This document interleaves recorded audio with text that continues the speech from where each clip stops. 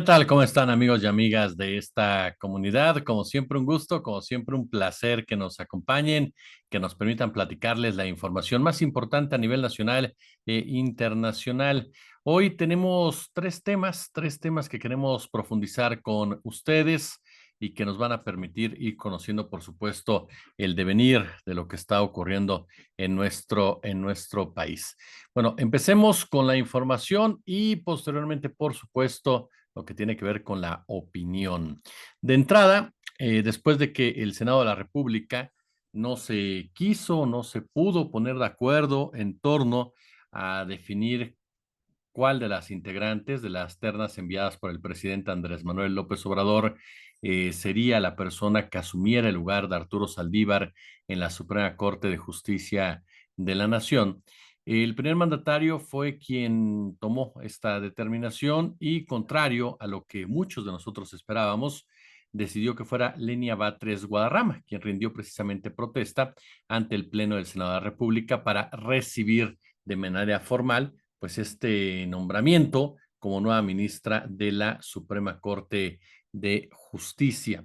Una decisión que, insisto, sorprendió, sí sorprendió en lo personal, soy muy honesto.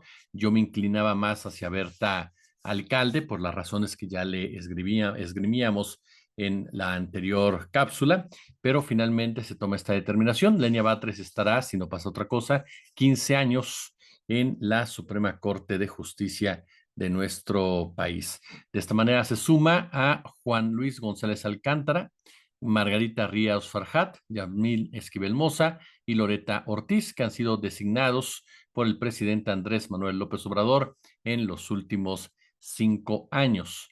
Y por cierto, Batres Guadarrama llegó tarde a la cita hoy, 14 de diciembre, al Senado para rendir protesta. La presidenta de la mesa directiva, Ana Lilia Rivera, tomó protesta de la nueva ministra de la Suprema Corte de la Nación. Y la hermana del jefe de gobierno de la Ciudad de México fue, como le reitero, protagonista precisamente de esta designación directa por parte del presidente de la República.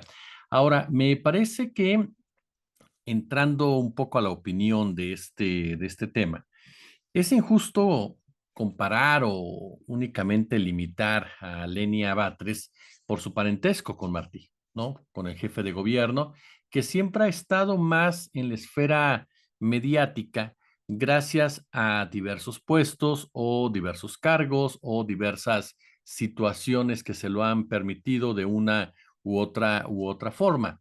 Ahora, Lenia Batres es militante de Morena, es licenciada en Derecho por la Universidad Nacional Autónoma de México. Desde mediados de la década de los 80 estuvo involucrada en movimientos políticos, militó en el PRD, fue diputada, en el 2002 se convirtió en asesora de Andrés Manuel López Obrador cuando fue jefe de gobierno. También de 2015 al 2018 fue asesora de Claudia Sheinbaum cuando estuvo al frente de la alcaldía de Tlalpan. Esa es la trayectoria de la nueva ministra de la Suprema Corte de Justicia de la Nación. Por supuesto que es un tema que generó mucha controversia, que generó muchas, pero muchas opiniones encontradas, porque de antemano un sector importante de la oposición, así como también de la prensa que se inclina hacia la derecha, cuestionaron el hecho de que fueran tres personas tan cercanas a Morena, algo que nunca se negó. El propio presidente Andrés Manuel López Obrador lo destacó incluso durante las mañaneras, asegurando que era algo sumamente positivo, porque de esa manera pues eran personas que estaban vinculadas directamente con el movimiento y que entendían perfectamente de lo que se trataba la cuarta transformación. Y este tema es interesante por muchas aristas. ¿Por qué razón? Porque lo decíamos en otra oportunidad. Es importante aprender a diferenciar entre la ideología política y la inclinación partidista. Es cierto, Lenia Batres es integrante precisamente de un partido político, algo que fue aprovechado por Xóchitl Gálvez, pues para asegurar que el presidente atentaba en contra de la autonomía de la Suprema Corte de Justicia al designar precisamente a Batres Guadarrama, ¿no? De manera, pues ya sabe usted, muy al estilo de Gálvez, ella aseguró precisamente que la oposición en el Senado volvió a detener otro ataque a las instituciones y ahora pararon un claro intento de asalto a la Corte por parte del presidente que quiere apoderarse del Poder Judicial y acabar con el equilibrio de poderes. A mí me parece que Xóchitl Gálvez miente y miente con todos los dientes, como se diría coloquialmente, o manipula simple y llanamente la verdad en su beneficio. Hoy incluso también aseguró, ¿no?, que los programas para adultos mayores eran realmente creación, responsabilidad, idea, conceptualización del Partido de la Revolución Democrática. Usted sabe que el PRD de hoy pues le está apoyando en su campaña. Lo que se le olvida decir a la señora Xochitl Gálvez es que en esa época quien definía ese tipo de cosas en el PRD era Andrés Manuel López Obrador, quien desde la jefatura de gobierno, incluso desde la campaña política, había puesto sobre la mesa esa discusión. Y no había sido el bando de los chuchos, ese bando que está del lado de Xochitl Gálvez, los que privilegiaron dicha agenda. Incluso en diferentes ocasiones, ni a Jesús Zambrano, ni a Jesús Ortega, mucho menos a Carlos Navarrete, se les vio convencidos precisamente de lo mismo. Entonces, es una enorme mentira que viene a mostrar una gran desesperación por tratar de apropiarte de algo que tú no hiciste para generar algún tipo de simpatía a tu favor. Y aquí, y forma parte de una estrategia de guerra sucia, en donde la intención, por supuesto, también es ubicar al presidente de la República como un tirano, como un dictador, como un ser autoritario que impone a una ministra y que tome el control de la Suprema Corte de Justicia de de la Nación, cuando en realidad era su facultad a raíz de que el Senado no se puso de acuerdo. Está muy claro en las leyes, está muy claro en la Constitución que tanto dicen defender en el PAN, en el PRI y en el PRD, ¿no? A no ponerse de acuerdo, pues le toca al presidente de la República definir, así así de claro.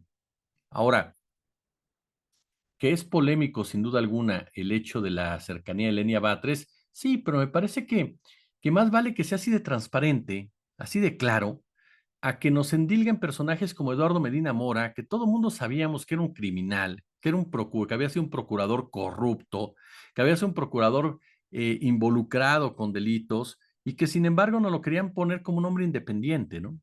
¿O qué me dice, por ejemplo, de Luis María Aguilar, un hombre que todos sabemos hoy por hoy, gracias a investigaciones periodísticas, que es cercano a Ricardo Salinas Pliego, que es cercano a Maru Campos, que es cercano precisamente a ese tipo de políticas empresariales, o la propia Norma Piña, o tal vez el mismo Lainez? Es decir, hablamos precisamente que en la Suprema Corte de Justicia hay personajes de derecha y de izquierda, y eso me parece que no tendría por qué espantarnos, ni mucho menos.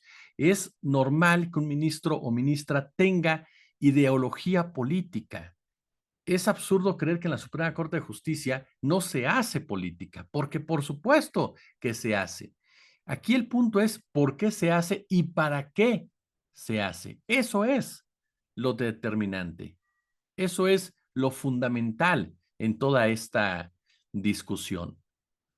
A mí, sinceramente, me parece ya hasta vergonzoso cuando la oposición se desgarra las vestiduras de esa forma, porque basta echarle una ojeada a la historia para recordar que nunca mostraron ese tipo de reacción cuando estaba Mariano Azuela limpiándole las botas a Vicente Fox Quesada, que incluso con Fox fue con quien discutió, analizó el desafuero de López Obrador.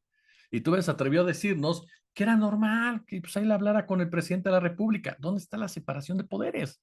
¿Por qué nadie en el PAN o en el PRI brincó o en los medios de comunicación que ahora están tan indignados?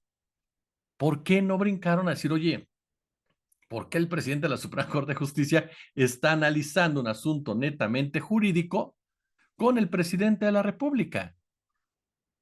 ¿Por qué muchos, pero muchos ministros que abiertamente han operado a favor de la derecha a través de todo este tiempo no son cuestionados? Los cuestionan cuando el ministro se inclina hacia la izquierda.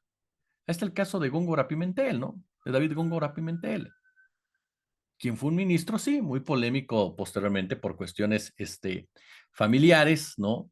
Pero que en su momento Perdón, pero fue un hombre que se inclinó definitivamente para la izquierda y esto, vaya que generó polémica. También, por supuesto, a Genaro, perdón, Juan David, Genaro Góngora Pimentel, lo empecé a buscar porque me entró la duda, a Genaro Góngora Pimentel, y de inmediato le atizaron con todo también, ¿no?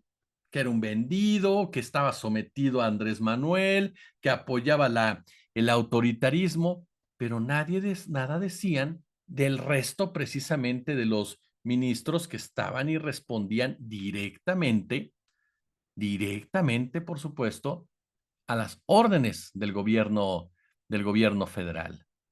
Entonces, esta es una de las grandes hipocresías, pero que sirve para crear toda esta campaña sucia en donde ahora hay que responsabilizar al presidente de esto y decir, es que ya ven, después de más de 100 años que no había pasado, ahora lo hace él solo, pues que él solo asuma la responsabilidad. Pues sí, pues le toca, no es nada ilegal. E insisto, para mí no tiene nada de malo que un ministro diga, yo soy de derecha, yo soy de izquierda y vamos a debatir bajo esos conceptos, vamos a hablar sobre esos conceptos, vamos a ver cuál es el bien común para este país, partiendo, por supuesto, de nuestras propias ideologías. Se vale hasta en el INE, por supuesto. El problema es cuando ya intereses fácticos comienzan a tomar las decisiones y comienzan a imponerte decisiones. Y eso es algo que ha pasado en la Suprema Corte durante todo este tiempo con sus episodios excepcionales, más no sistemáticos. Y le decía, forma parte de una estrategia porque basta ver lo que está pasando ahora con Claudia Sheinbaum, ¿no? ¿Usted recuerda esta campaña de Andrés Manuel López Obrador es un peligro para México? Bueno, ahora están en esta tonalidad de que a Claudia Sheinbaum se le va a caer el país. Ayer no profundicé mucho, quería ver cómo se desarrollaba todo esto. Y me llama la atención que Max Cortázar por fin apareció ante algunos medios y dijo que Mario Delgado me demuestre que yo estoy detrás de las campañas de odio. Por favor, hombre. A ver, todos sabemos cómo opera Max Cortázar. No es algo nuevo. Ahí está el episodio de Sexenio de Felipe Calderón Hinojosa para darnos cuenta cómo se hacen las cosas o cuál es la visión de hacer las cosas por parte de este personaje y su relación con los medios de comunicación y particularmente con cierto sector de la prensa.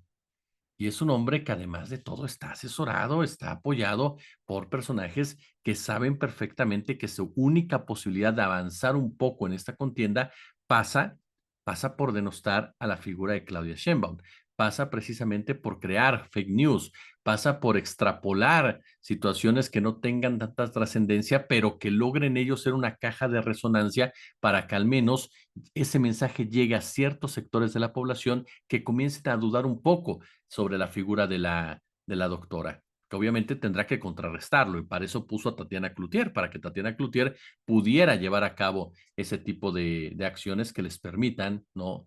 Solventar algún tipo de andanada que seguramente se va a seguir dando de aquí hasta el 2024. Lo acabamos de ver con Gálvez, lo que le comento, ¿no? Voy a robarme y apropiarme de ideas con tal precisamente de buscar algo. Ahora, Xochitl está totalmente desesperada y está desesperada precisamente la oposición. Por eso están llegando a estos extremos que definitivamente no son nada positivos para el país. Y hay un foco de atención para la oposición como es la mañanera. Ya les comentaba en otra ocasión que yo no justifico los excesos en los que se ha caído también en la mañanera. Ustedes lo saben, no tengo por qué inventarles. No soy fan de la sección de quienes quieren las mentiras, ni mucho menos. No coincido mucho con ella. Creo que la sola figura de Andrés Manuel López Obrador desmintiendo, dando su postura, informando, es más que suficiente por la credibilidad que tiene el propio presidente de la República, pero sigo convencido de que es mejor tener la mañanera a no tenerla. Me parece un ejercicio fundamental, sobre todo por el momento en el que estamos viviendo, en donde existe tanta desinformación, en donde existe, por supuesto, también tantos intereses mediáticos y en donde López Obrador sabía perfectamente que desde la radio, la televisión, plataformas, se le iban a ir con todo. ¿Por qué? Porque de una u otra manera iba a tocar intereses y sabía que tenía que defenderse de alguna manera. Es cierto que ha generado polémica, insisto, yo no estoy a favor de ciertos excesos que se han caído en calificaciones, descalificativos, acusaciones en contra de diferentes personajes que siempre han sido personajes de izquierda o mantienen un equilibrio en sus opiniones sin importar quién esté en el poder. Pero la realidad de las cosas es que la mañanera ha sido mucho más positiva, ha tenido momentos mucho más positivos y también me parece un ejercicio de verdad sumamente interesante para uno como reportero. La posibilidad, por ejemplo, lo que se dio con la reportera, con Reina Aide, en donde tuvo la oportunidad de cuestionar al presidente de la República. ¿Cuándo se había visto eso con Peña, con Calderón, con Fox, bueno, con Salinas o Cedillo, ¿no? En este caso se dio ese diálogo. El propio presidente de la República dijo, párenle a sus campañas de denostación en contra de la reportera, no va por ahí. De eso se trata la mañanera. Se trata del face to face, ¿no? Y que el presidente tenga la posibilidad de defender su postura. No se trata solamente de irle a aplaudir o no se trata solamente de que haya reporteros que se paren y le dediquen poemas. No, se trata también, por supuesto, de que haya cuestionamientos y de que el presidente los aclare y dé su versión de los hechos, como ha funcionado hasta ahorita la mañanera de forma muy positiva, porque ustedes mismos le han dado un lugar importante en la comunicación. Eso es un hecho innegable. Por eso yo insisto, para mí, sinceramente, es mejor tener la mañanera a no tenerla, aun y cuando podemos diferir de algunas expresiones como las que hoy puso el presidente de la República en torno al caso de Ayotzinapa, señalando, por ejemplo, al Centro PRO de ser parte de una estrategia para liberar a los responsables de ese caso. Y ustedes lo saben por qué, porque para mí los responsables del caso son Enrique Peña Nieto, el general Salvador Cienfuegos, principalmente esas dos cabezas. Debajo de ellos ya podemos hablar de Jesús Murillo, Tomás Herón, de Ángel Aguirre, y debajo de ellos ya podemos hablar de Abarca y de Guerreros Unidos. Pero los principales responsables siguen ahí, que son los generales, como Salvador Cienfuegos, que siempre supo qué pasó, y Enrique Peña Nieto, que avaló precisamente la verdad histórica para tapar la participación del ejército. Pero, insisto, de eso se trata la mañanera, de eso se trata precisamente, de que haya dime direte, de que haya argumento, de que haya información, de que haya aclaraciones, que haya debate incluso. Y creo que es un ejercicio sumamente, pero sumamente positivo. Hay quien no le gusta cómo es Andrés Manuel López Obrador, eso ya es de cada quien. A mí me gusta más un presidente que abiertamente diga yo pienso esto, aunque no estemos de acuerdo con él, a un presidente como era Calderón, como era Peña, como era Fox, como era Salinas, como era Cedillo, cada uno enfrascados en su postura, ¿no? Mimetizados, protegidos, aislados completamente y que no se atrevían ni siquiera, así, ni siquiera a escuchar alguna crítica. Gracias por estar con nosotros. Si les gustó este video, ya lo saben, denle por favor pulgar arriba, compártanlo, compartan el canal, suscríbanse, por favor, denle a la campanita. Nuestros horarios para subir comentarios, análisis son 10 de la mañana, 10:30 de la mañana, 10:45, en ese lapso subimos el primero, en la noche 20:30, 20:45 y después 21:30, 21:45. Hoy vamos a presentarles una entrevista, es una entrevista que su servidor junto con mi compañera Belinda Urias en el espacio que tenemos a las 2 de la tarde en el 8.3, le hicimos al doctor Carlos Pérez Ricard sobre lo que pasa en Texcapilla, así como también en otros puntos del Estado de México. Está muy interesante, sobre todo por los pronunciamientos que hace Carlos respecto a por qué se da esto, cómo opera el crimen organizado y, ojo, el tema de las franquicias, que no siempre son los cárteles, son tipos que se ponen el membrete y van y actúan. Y esto en el marco de la visita de Delfina Gómez, nuevamente que, ojo, Delfina Gómez ya reconoció. Alguien me preguntaba por la mañana y les agradezco mucho, que me decían por qué pusiste signos de interrogación en el titular, ¿no? Sobre regresa la pesadilla, el cártel de Jalisco caza a habitantes de Texcapilla. Bueno, porque era una versión que había dado el jefe de la policía basado precisamente en declaraciones de ciudadanos. Hoy la propia Delfina Gómez reconoce efectivamente que hay personas desaparecidas y que se vive una situación muy difícil alrededor de este municipio. Así que vean, esta entrevista está sumamente interesante. Nosotros vamos a seguir muy pendientes de lo que ocurre en el Estado de México, porque sin duda que es un tema que hay que seguir analizando a fondo. Por lo pronto, como siempre un gusto, como siempre un placer, y nos vemos mañana a las 10:30 de la mañana.